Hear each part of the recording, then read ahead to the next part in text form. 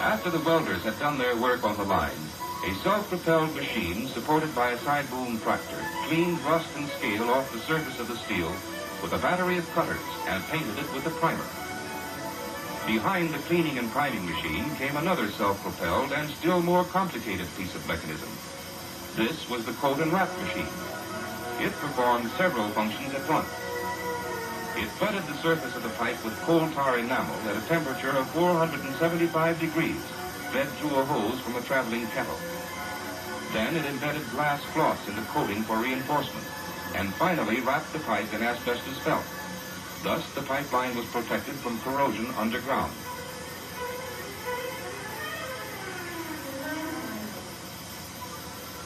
Among the Rockies, in the vicinity of Jasper National Park, which is a game preserve, the pipe miners were often followed by volunteer scavengers. Discarded sandwiches and other food scraps were never wasted.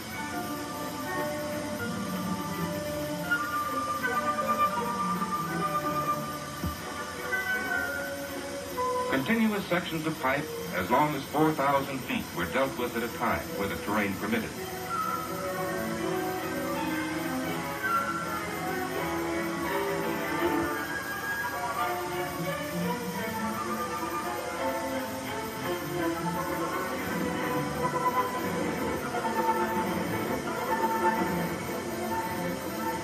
For tie-ins, the welders used external line-up planks. Then the sections were welded together or tied in. Wherever a tie-in was made, and wherever the insulation was bruised or incomplete, the pipe was generously doused with hot coal tar and wrapped by hand.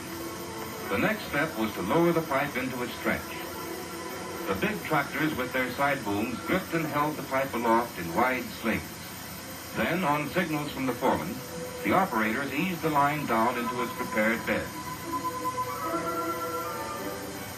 Great care and skill were needed for this operation, which had to be done under a variety of conditions. Now, a top padding of